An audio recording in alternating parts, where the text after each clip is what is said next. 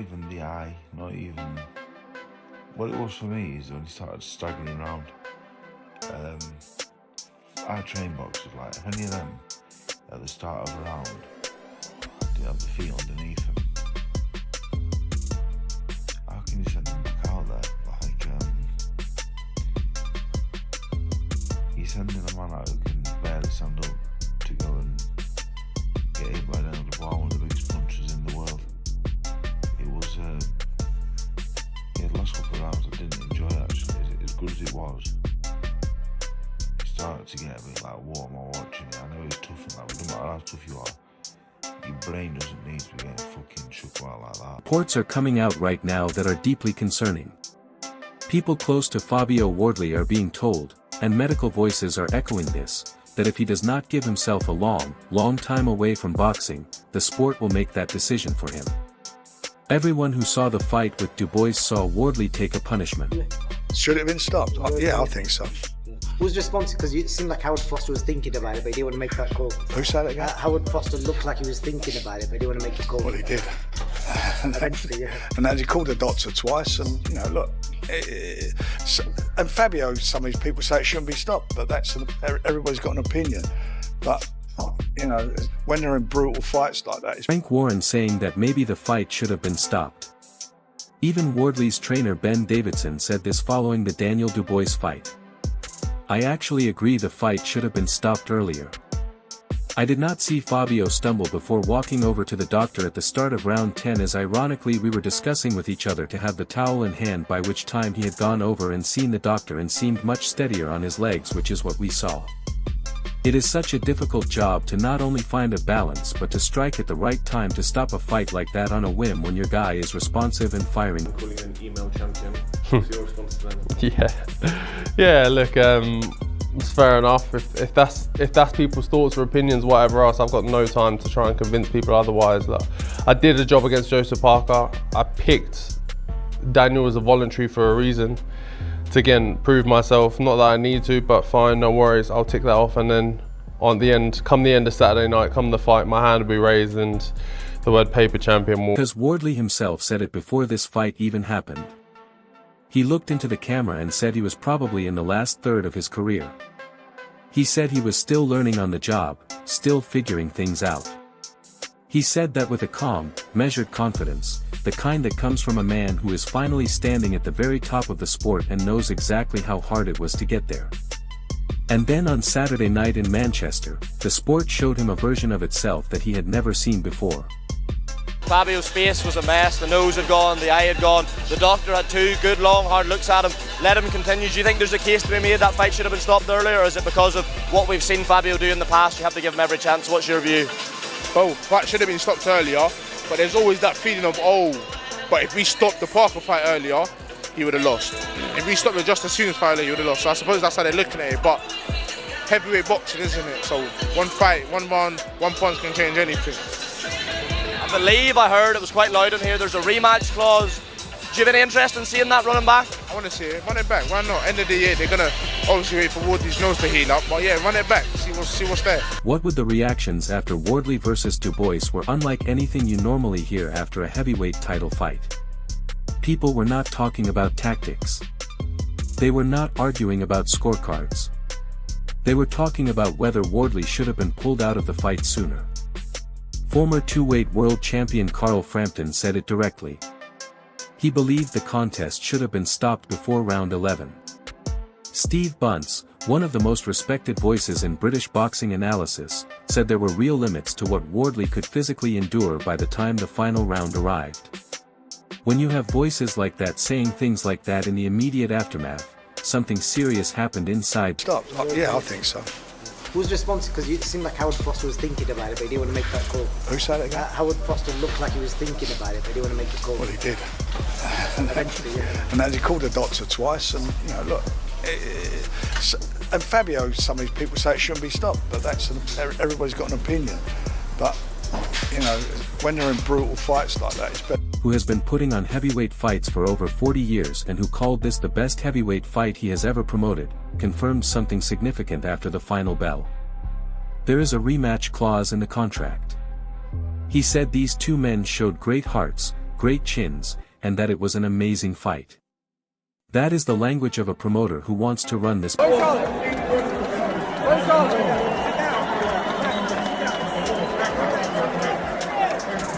Time referee Howard Foster stopped the contest 28 seconds into the 11th round. Wardley was still standing. Read that again. Still standing, not on the canvas, still upright, but his right eye was swollen completely shut. Blood was streaming from his nose. His face, as one outlet described it, was a crimson mess. The ringside physician had already visited his corner multiple times throughout the later rounds, checking on him before rounds 9 and 10, and still Wardley fought on. That tells you everything about who this man is, and it also tells you everything about the kind of punishment his body absorbed that night. Without a doubt, I mean, guts, soul, they gave everything. They did not leave anything out. And if you see it in between the rounds, we've got a monitor in front of us, and you're looking at the shots both of them are taking. I don't know how they did it. I take my hat off to Fabio, who's an absolute warrior, and Daniel, who's an absolute warrior, and has shown what a warrior he is.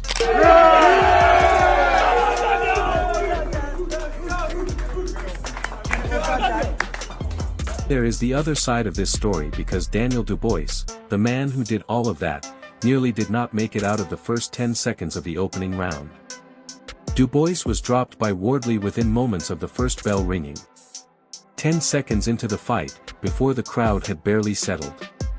Before the commentators had even cleared their throats, Fabio Wardley walked into the center of the ring and put Daniel Dubois on the canvas in the opening moments of round 1. The arena at Co-op Live in Manchester absolutely. Oh my god! A huge right hook from Fabio Wardley! He's down already! Oh my god! Wow, that's crazy! Oh, and Dubois just rugby tackled Wardley to the floor. That was crazy. Predictability with that 1-2. He's throwing the same combination every time. There's a right hand from Wardley. He's shook Dubois. Dubois taking a knee. He's got him again with that right hook. Wow, that right hook is what's getting Dubois. They know there's the potential for an amazing comeback here for Fabio Wardley. Oh, Dubois rocks into disputes. Referee Howard Foster steps in and stops it. Dubois wins. It's a TKO stoppage. What a performance from Daniel Dubois. Fantastic. Absolutely deserved that, Daniel Dubois. Round 3 came and it happened again. Wardley caught Dubois with a crushing blow that sent him down to one knee with 8 full seconds needed before Dubois could get himself back upright. At that point, 2 knockdowns, early rounds, championship-level power on display. The entire narrative of the fight looked like it was going in one direction only. Wardley looked like a man about to write the most iconic chapter of British heavyweight history. He had the champion's instinct. He had the timing. He had the power, and it looked truly like it could have been an early night. 2 knockout punches, it's an old British heavyweight title fight. Dubois is probably more proven. He's been heavyweight champion before. Wardley, he is now the champion. He got given the title after beating Parker. Now it's his chance to prove that he is, the guy.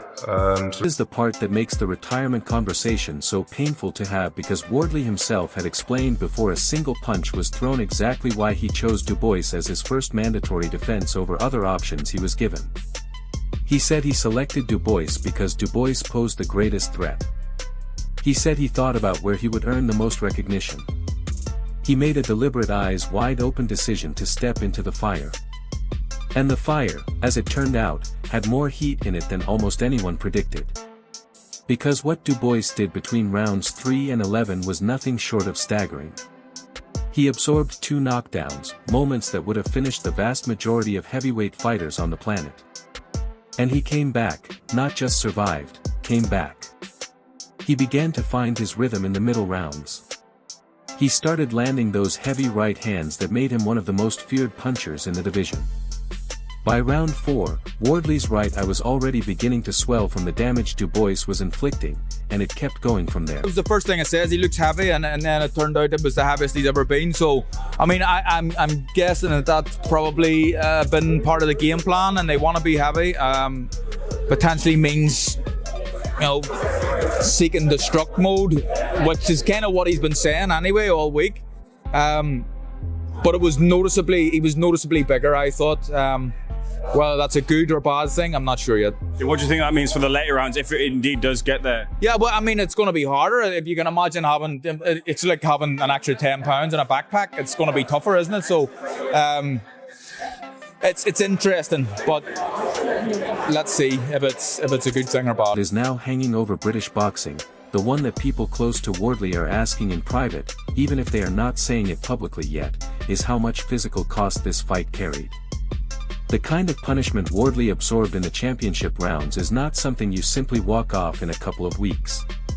Repeated head trauma, a right eye sealed shut, a nose producing blood from the middle rounds onwards. Multiple ringside medical evaluations during the fight itself. The reports circulating now are clear. The people who care about Wardley most are urging caution. And more than caution.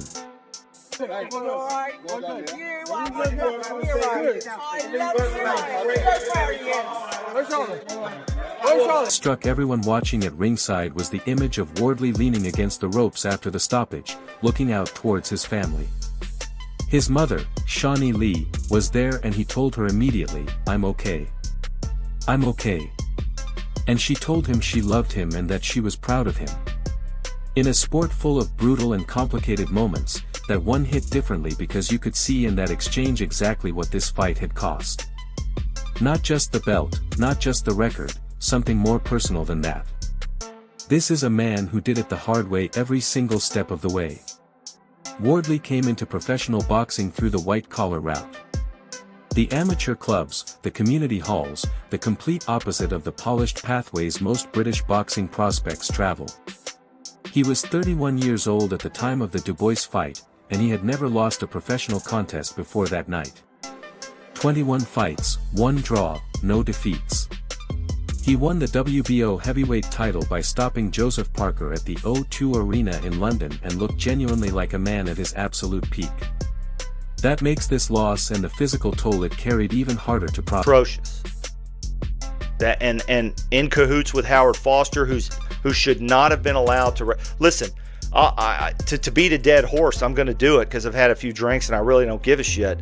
How do you stop the Joseph Parker fight in favor of Fabio Wardley and not stop this one in 8, 9, 10? How do you do that? Explain it to me like I'm a child. Explain it to me like I'm a child, Howard Foster. How do you not stop this fight? That man was getting beat up, and he was getting hurt in ways. The conversation being had right now across the boxing world is not whether Wardley should rematch Dubois. That conversation will come later, if it comes at all. The conversation being had right now is far more serious than that. Medical professionals and people inside the sport are telling Wardley in no uncertain terms, you cannot rush back from this. We have seen this story before in boxing. We have seen fighters absorb brutal nights, take months off, come back too soon, and pay a price that lasts the rest of their lives. The sport has a responsibility to learn from that history, and the people closest to Wardley clearly know it. When the reports say he needs a long time away, not weeks, not a couple of months, but a genuinely extended absence from the ring. All over that. What an epic battle between two gladiators. Two gladiators. There was no losers in there tonight, in my opinion. There was no losers in there. Somebody had to go home the winner, granted. Boxing won. There was no losers. Dubois in his camp had nothing but respect for Wardley after the final bell. That respect is significant. When a man who just beat you decisively, brutally stands up and acknowledges what you put him through, it says something. Dubois knows that those 2 knockdowns could have been it. He knows that the trajectory of that fight in the opening 3 rounds was pointing towards a very different headline. Wardley almost made history in those early rounds. The story nearly ended completely differently, and now the heavyweight division moves on without Wardley at the top of it. Dubois holds the WBO belt because the reports are not suggesting he rests and comes back. The reports are suggesting that if he does not give his body the time it truly needs, retirement will not be his choice. It will be boxing's choice made for. I first ever laced up a pair of gloves when I was about 21. I'm also head of HR, so please let me know any complaints you may have. Okay, mate. mean, sometimes old clips will pop back up. Me when I was fighting in the white collar days. That makes this story emotional because Fabio Wardley is not a man who boxes for the money first. He is not a man who stumbled into the sport for fame.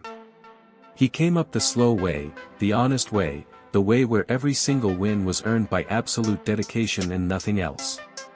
He said before this fight that he pays attention even when his critics claim he does not.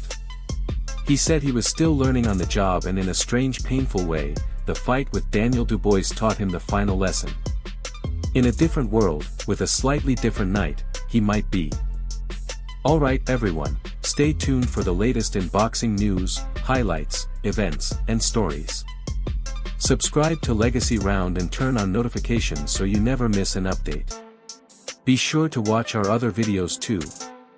Until next time, take care and stay safe.